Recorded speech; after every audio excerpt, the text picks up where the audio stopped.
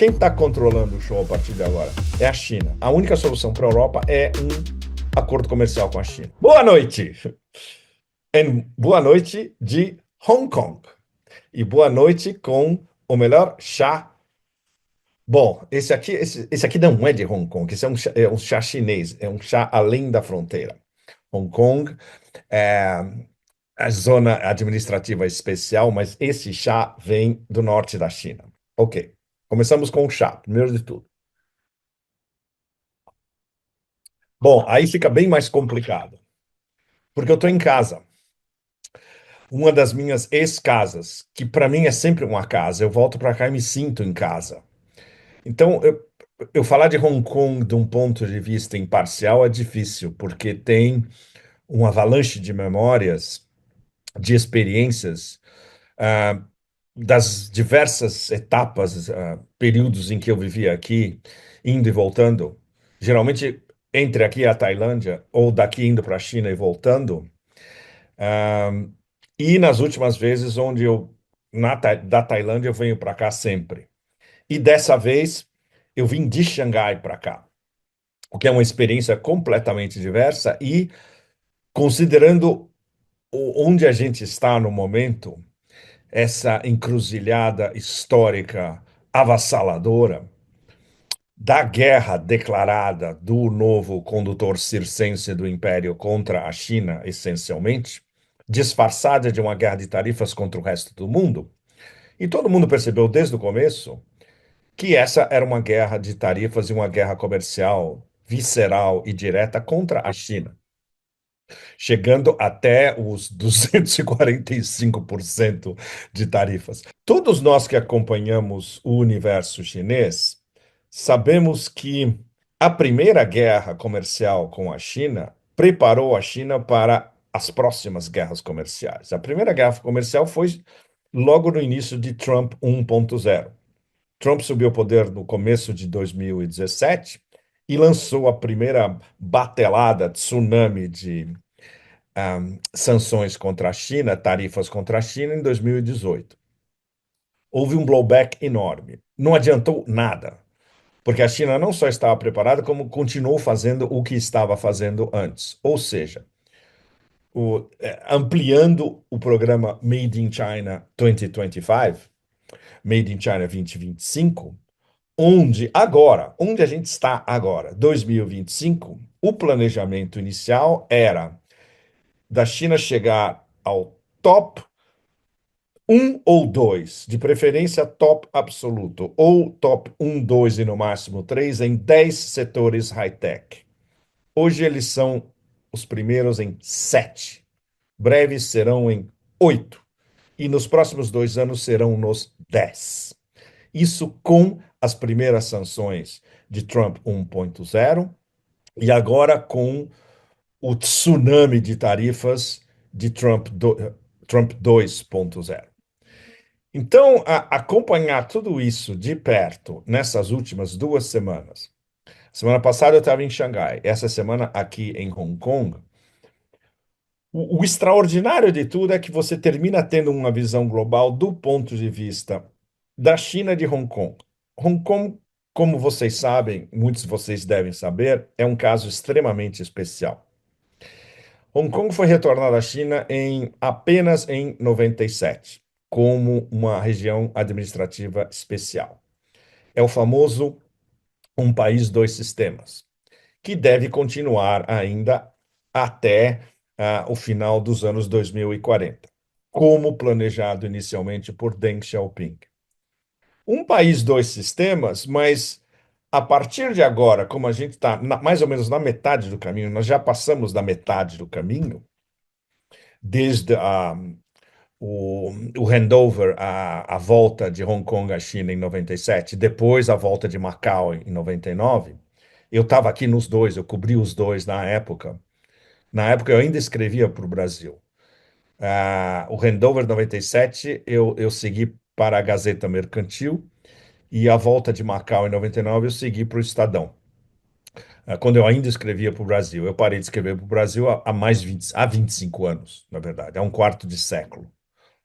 E, claro, eu já estava mergulhado na China e na Ásia há vários anos, porque eu vim morar aqui em 94, em Singapura, depois em Bangkok e em Hong Kong, alternando. E eu acompanhei tudo de importante que aconteceu na Ásia, sem parar, há 30 anos. Ou seja, claro, você é um tsunami que fica rodando no seu cérebro e na sua experiência o tempo todo, mas o legal é que a gente aprende o tempo todo. Nós ocidentais, viemos, viemos. Bom, eu esqueci meu português completamente, me desculpe. Quando a gente vem morar na Ásia, ah, a qualificação correta é que nós somos sempre estudantes.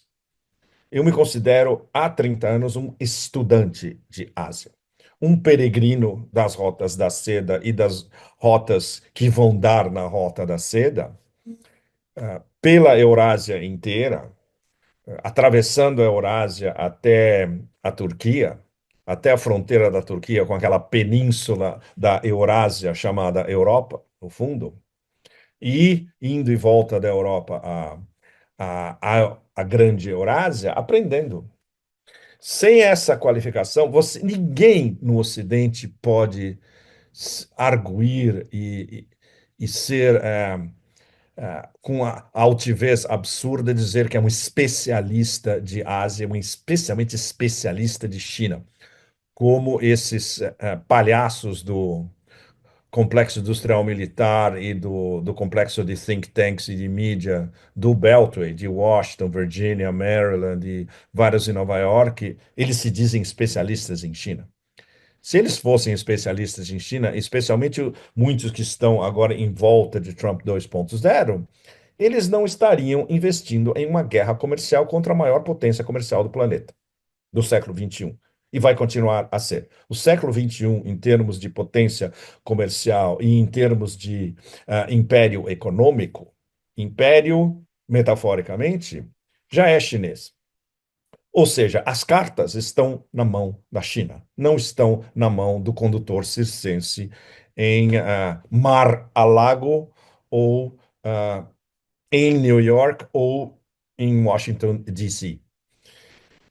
Claro, as elites americanas por trás de Trump e da sua política de tarifas, basicamente coordenada por três sinófobos que não entendem praticamente nada de China, em pelo menos dois casos não entende nada, menos do que nada de China. Peter Navarro, o secretário do Tesouro Scott Bessent e o Steve Miran, que é o inventor do famoso Acordo de Mar-a-Lago e dessa política de tarifas, que ele acha que isso vai funcionar, não entendendo que as principais vítimas de uma demência de tarifas como essa são o consumidor americano, a economia americana como um todo, e a delocalização por causa dessas tarifas de empresas americanas que se delocalizaram para cá, especialmente para a China, não vai acontecer, e se acontecesse, demoraria de 3 a 4 anos.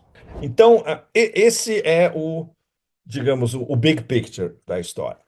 Então, somando tudo que eu aprendi em Xangai na semana passada e vim voltando para cá em Hong Kong, que é a capital do turbocapitalismo asiático e uma das capitais do turbocapitalismo como um todo, como um sistema. Ainda é uma cidade muito voltada, especialmente para os Estados Unidos e para o Ocidente, mesmo com um êxodo enorme no sistema financeiro. Eu lembro quando eu estava aqui, por exemplo, 10 anos, ainda estava inundada de traders e de especialistas financeiros do Ocidente inteiro, especialmente americanos, canadenses, australianos e muitos europeus. Se esvaziou nos últimos anos. Primeiro, por causa da Revolução Colorida de 2019, que foi uma revolução basicamente instigada pelos americanos e controlada pela gigantesca embaixada americana aqui em Hong Kong, uma fortaleza absolutamente gigantesca, quase como se fosse uma fortaleza em Bagdá, ou na nova embaixada que eles estão construindo na Tailândia. E depois o Covid, que foi, evidentemente, por exemplo, eu ouvi muitas leituras críticas em Xangai da reação e da política oficial do governo chinês em relação à Covid, especialmente quando havia aquela ameaça de Omicron e houve uns lockdowns muito barra pesada na China e especialmente em Shanghai. Aqui também a economia de Hong Kong, que é uma economia mega multinacional, totalmente internacionalizada, passando pelo porto, que é um monstro absoluto, embora, veja bem, o volume de cargo no porto de Hong Kong agora já é superado pelo porto de Xangai. E o papel de Hong Kong, até o handover, nos primeiros anos depois da volta para a China e até mais ou menos a Revolução Colorida e ah, o Covid, era de um middleman, de ligação, a ligação essencial, o mensageiro essencial entre mercadores, traders do planeta inteiro e o mercado chinês, e vice-versa. Nos últimos anos, todo mundo do planeta inteiro, inclusive o Ocidente, vai fazer negócios diretamente na China. Eles não precisam mais de Hong Kong. Então, Hong Kong tem que se reinventar, o que é um processo extremamente complexo. E especialmente tendo em vista que a classe dominante aqui, a oligarquia local, extremamente rarefeita, mais uma vez. Basicamente, seis famílias controlam a economia de Hong Kong. 80% da economia de Hong Kong são seis famílias, seis grupos. Nós fizemos, quando eu estava no Asia Times, anos atrás, no começo dos anos 2010, nós fizemos um especial. Um colega meu de Hong Kong, cantonês, e eu, a gente fez um especial mostrando quem domina a economia de Hong Kong, as famílias, os nomes, tudo que eles estão envolvidos, como eles controlam tudo, como a vida de um Hong Konger normal é controlada por as empresas, todas as empresas dessas famílias. Ou seja, é algo que, por exemplo, o país, o governo central em Pequim olha isso e fala, bom, eu acho que nós achamos que isso deveria ser, em vez de ser turbocapitalismo lá ocidental, deveria ser algo mais próximo de socialismo com características chinesas. No caso de Hong Kong, isso nunca vai se aplicar. Vai ser sempre esse enorme ah, ah, fulcro, nó, encruzilhada do turbocapitalismo. Mas agora eles têm que se reinventar. E a reinvenção de Hong Kong hoje passa pela sua integração com o sul da China, com os nossos vizinhos aqui ao norte da província de Guangdong, que inclui cidades fundamentais como Guangzhou, que é provavelmente a terceira grande cidade chinesa, Shenzhen, a meca high-tech absoluta, Dongguan, que é uma meca de produção de tudo que se pode imaginar, e também as outras do delta do Rio da Pérola, como Macau e Zhuhai. Tudo isso está organizado, essas 10 cidades, mais ou menos, mais Hong Kong, formam o que é denominado oficialmente a Grande Área da Bahia, que é um dos três grandes nós, clusters, né, de organização de tudo, de serviços, de produção, etc., da China, junto com Pequim e Tianjin no norte e Xangai e o delta do Yangtze. Aqui é a grande área, a área da Grande Bahia, incluindo Hong Kong. Então, as elites locais vão ter que finalmente se associar ao futuro da China. E eles sempre se consideraram à parte. É uma história extremamente complexa que nós não podemos resumir essa história em uma questão de minutos. Mas o X da questão é que, sendo uma colônia do Império Britânico, por sinal, no começo dessa semana, eu sempre passo por uma das ruas que eu morei aqui, a Hollywood Road. Foi a primeira rua de Hong Kong. Ela foi feita pelos ingleses em 1840. Mas o que ninguém conta, inclusive uma plaquinha que está na rua, é que a chegada do Império Britânico numa seção do litoral que eles chamam de Possession Point, ponto de possessão, e depois tem uma rua que chama Possession Road, Rua da Possessão, que vai dar justamente na Hollywood Road. Então, o Império Inglês chegou no litoral, no ponto de possessão, construiu a Rua da Possessão e depois, na sequência, construiu a Hollywood Road. Eles não explicam que isso foi o caminho do Império Britânico quando eles chegaram ilegalmente e tomaram posse da ilha de Hong Kong. Claro, isso não está na plaquinha, isso não está explicado em lugar nenhum. Mas isso faz parte de todo esse período fundamental na história da China, que a China finalmente exorcizou e que não vai se repetir nunca mais. O famoso século de humilhação. E a humilhação fundamentalmente vindo do Império Britânico, vindo também do Ocidente coletivo, de uma certa medida pelos Estados Unidos, mas fundamentalmente pelo Império Britânico. E que acabou de vez com a volta de Hong Kong à China em 97 e a volta de Macau do, pe- pe- pelo antigo Império Português de volta à China em 99.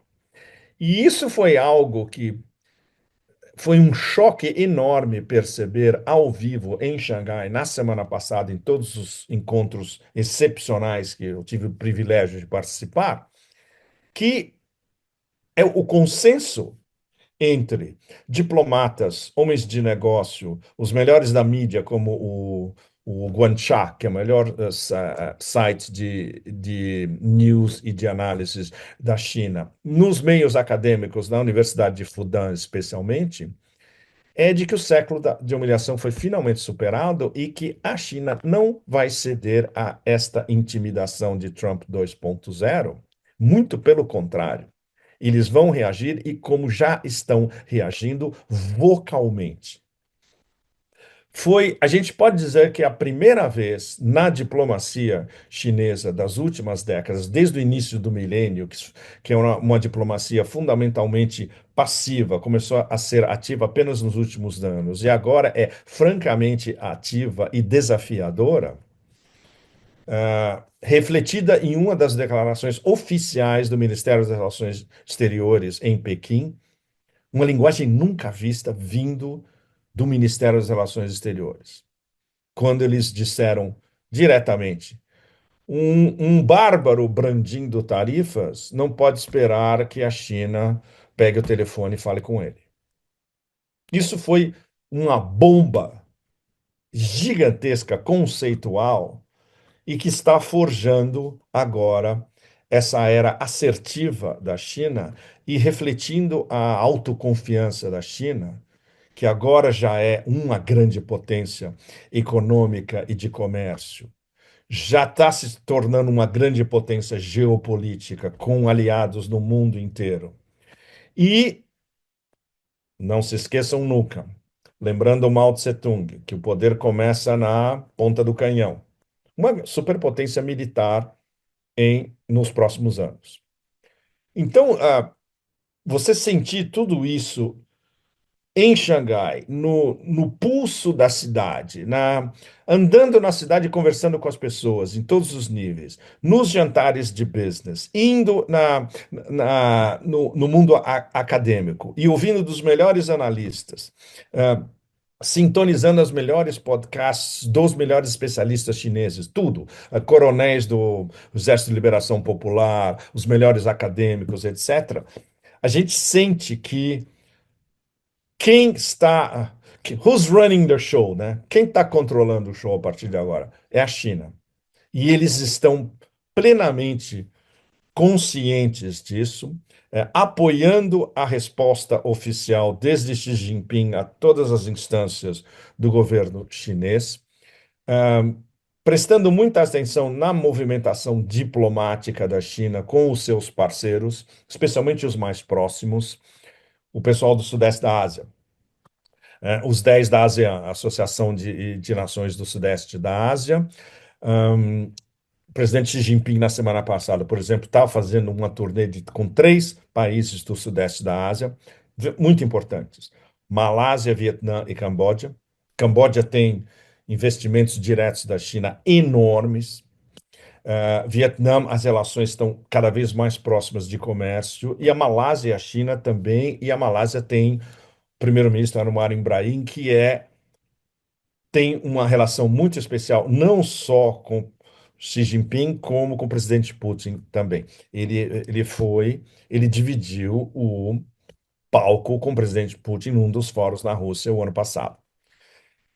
Então, tudo isso é muito importante. E, evidentemente, o que a China está fazendo daqui para frente a curto prazo. Vai vir uma missão especial da União Europeia aqui no fim de julho, início de julho, quase concomitante com a cúpula dos BRICS no Rio no início de julho, porque eles sabem que a única solução para a Europa é um acordo comercial com a China, que estava parado, estava quase desabando, estava quase morto, e agora vai ter que ser ressuscitado. Não se sabe o que isso vai dar na prática do ponto de vista da União Europeia como um todo e para as nações europeias individualmente. Mas ele sabe que a única salvação comercial para a Europa é aceitar uma relação adulta com a China, claro, e achar um equilíbrio comercial entre os dois. Do ponto de vista, uma das coisas mais importantes que aconteceram a semana passada em Pequim, enquanto a gente estava em Xangai, quem foi a Pequim conversar com os ministros top de relações comerciais chinesas? Jensen Huang, o CEO da NVIDIA, que é a autoridade máxima, é a meca dos semicondutores americanos. E ele foi.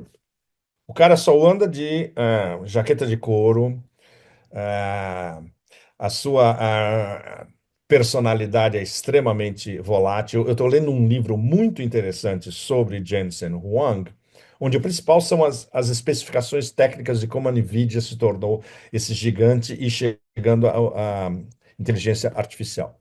Ele veio a Pequim para dizer pessoalmente para o governo chinês: olha, eu não vou abandonar o mercado chinês, mesmo que Trump tenha nos proibido de exportar os nossos chips de ponta para vocês.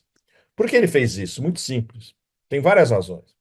Uma delas, ele sabe que o mercado chinês é fundamental para a NVIDIA, como uma empresa global.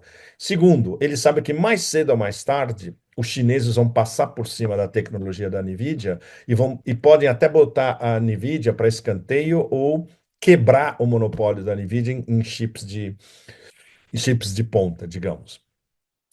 E, por exemplo, ele percebeu, por exemplo, que, entre outras coisas, que essas políticas tarifárias dementes de Trump entregaram o mercado de inteligência artificial da China praticamente de bandeja para a Huawei. Ou seja, essa viagem o início ele tentou de todas as maneiras mais diplomática possível de dizer para o chinês, basicamente de preparar inclusive um terreno para se a situação para a NVIDIA ficar muito complicada nos Estados Unidos, eles podem, inclusive, se delocalizar dos Estados Unidos para a China, o que seria, né, uma bomba absolutamente enorme. Bom, então chegando aqui em Hong Kong é diferente. Em Hong Kong, você tem um ponto de vista mais ocidentalizado, de uma certa maneira insular, porque super importante como para dar o painel. A riqueza de Hong Kong veio de Xangai. As grandes fortunas de Xangai, elas deixaram Xangai logo que Mao chegou ao poder, e vieram para cá e investiram o seu capital e as suas riquezas em Hong Kong, ajudando Hong Kong a se tornar essa maravilha turbocapitalista. Então, o sucesso de Hong Kong foi, em grande parte, dividido entre a força de trabalho cantonesa, local, a força de trabalho da província de Guangdong ao norte, cantonesa, que vieram para cá quando viram que Hong Kong, a economia estava se expandindo, mas fundamentalmente do capital e da fortuna de Xangai. Então, a relação da oligarquia de Hong Kong com a oligarquia antiga, o dinheiro antigo aristocrático de Xangai é extremamente complexa e um certo complexo de inferioridade, porque Xangai, ainda por cima, é a capital cultural da China. Você não pode comparar Hong Kong e Xangai em termos de cultura.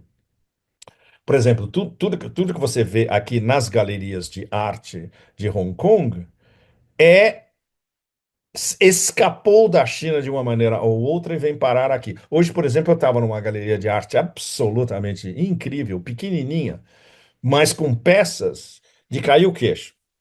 E eu vi um peregrino da Rota da Seda em cima de um camelo da Bactria, uma peça de cerâmica da dinastia Tang do século VIII.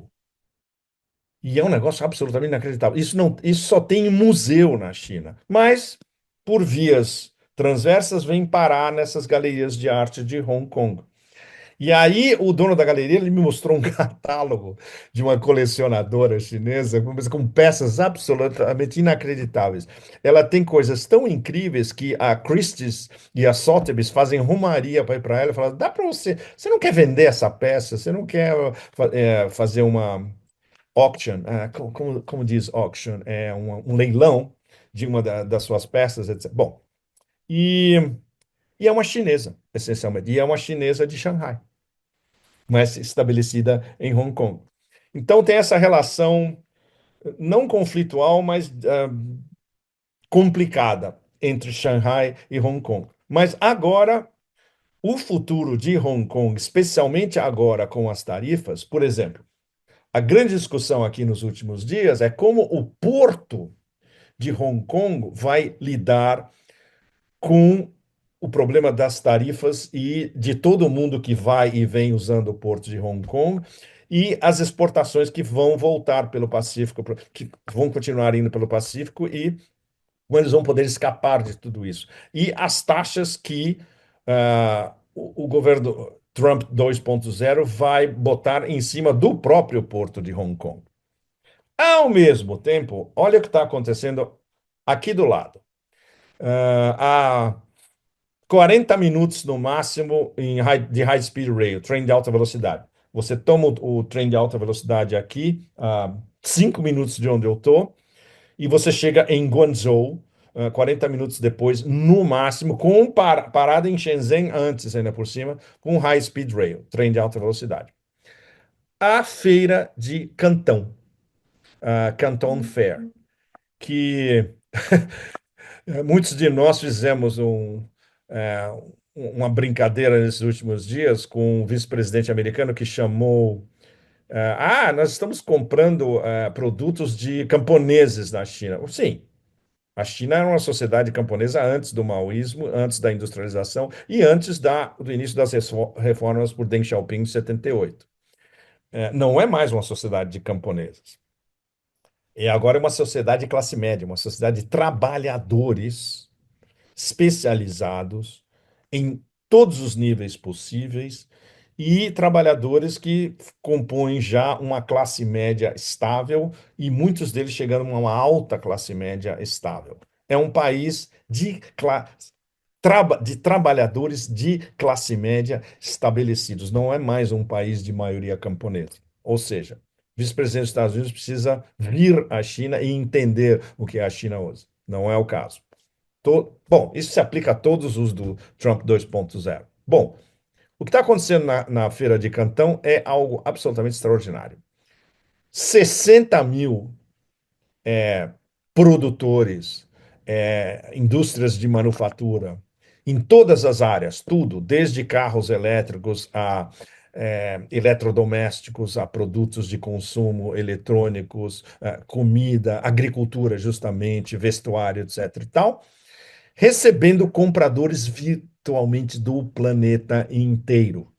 Literalmente, do planeta inteiro, incluindo americanos.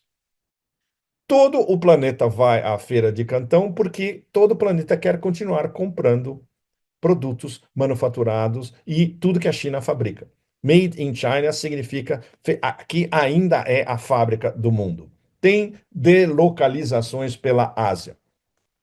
muitas delocalizações que foram para o Vietnã, algumas para o Camboja, algumas para Bangladesh, algumas para a Índia, mas a grande fábrica do planeta, o que se fabrica para a maior parte do planeta é aqui, e especialmente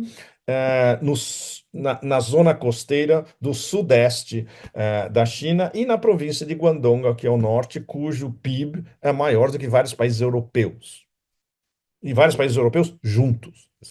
Bom, isso mostra que o elan comercial e de capitalismo produtivo da China vai pegar uma velocidade ainda maior. Primeiro trimestre desse ano, cresceram 5%, seguindo exatamente o que tinha sido já estabelecido nas duas sessões e é a meta do governo chinês para 2025. Nós vamos crescer 5%. Agora vai ser bem mais complicado por causa das tarifas, mas eles estão recondicionando e ampliando as suas cadeias de produção com todo o mundo, com o Sudeste da Ásia, com a Ásia Central, com o Oeste da Ásia, que não está convulsionado pela guerra sionista, com o Irã, muito importante, porque o Irã é super importante para as rotas das sedas chinesas, e mais cedo ou mais tarde com os europeus, daqui a de 2 a 3 meses. Ou seja, não há uma preocupação quanto ao poderio comercial e de manufatura e de capitalismo produtivo da China daqui para frente. Quanto à mínima possibilidade no momento de se começar uma negociação diplomática com Trump 2.0, eles não têm a menor ilusão e eles nem estão com pressa, o que é algo extraordinário. Trump já bamboleou, ele está, como é que chama? Várias das tarifas estão sendo amainadas, mais ou menos, e mais cedo ou mais tarde, ele vai perceber que não há saída e que a China não vai ser dobrada com intimidação. Não haverá. Tudo, você pode fazer tudo com a China. A única coisa que você não pode fazer com a China é maltratar o povo chinês e a nação chinesa coletivamente, como a imposição dessas tarifas. E foi exatamente como isso foi interpretado, não só em Xangai, em todos os círculos de Xangai, mas na China inteira. Então, isso é muito sério. Então, esse é o intervalo em que a gente está no momento, e concomitante com o fato de que Pequim sabe tão bem quanto Teherã e quanto Moscou que essa guerra comercial contra a China é uma guerra contra os BRICS, contra essa frente unida do sul global comercial, onde todo mundo comercia com a China e a maior parte dos países, o parceiro principal comercial deles é a China. Então, é uma guerra contra os BRICS, é uma guerra contra o Sul global, é uma guerra contra a maioria global. E esses três BRICS fundamentais, o que eu chamo do novo triângulo Primakov, Rússia, China e Irã, RIC, R-I-C, a Índia é um caso à parte, eles têm perfeita consciência do momento histórico em que a gente está agora. E tudo isso levando a algo que pode ser um divisor de águas, e aí a bola vai estar com o Brasil, que é a cúpula dos BRICS daqui a 3 meses no Rio de Janeiro, onde os BRICS têm uma oportunidade, eu diria, de terra rara para dar o segundo impulso, depois do primeiro impulso, que foi a cúpula dos BRICS em Kazan em outubro do ano passado, que vai ser a resposta coordenada dos BRICS à demência tarifária do condutor circense em Washington. Então, esses 3 meses ainda à frente vão ser, mais uma vez, absolutamente cruciais.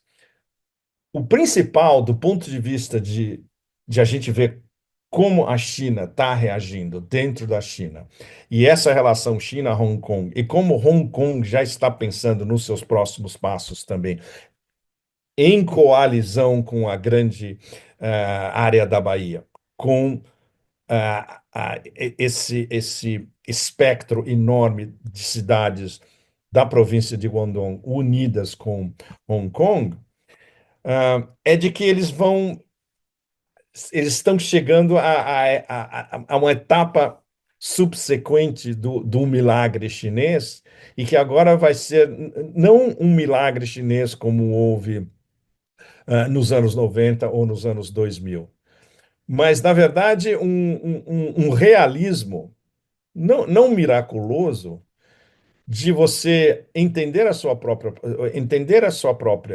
potência, o seu novo papel de potência global, responsável.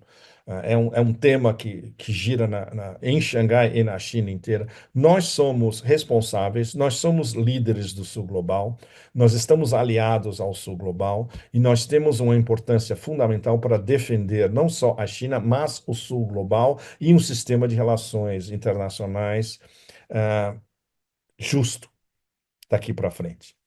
Então, para nós aprendermos essa lição ao vivo na China é algo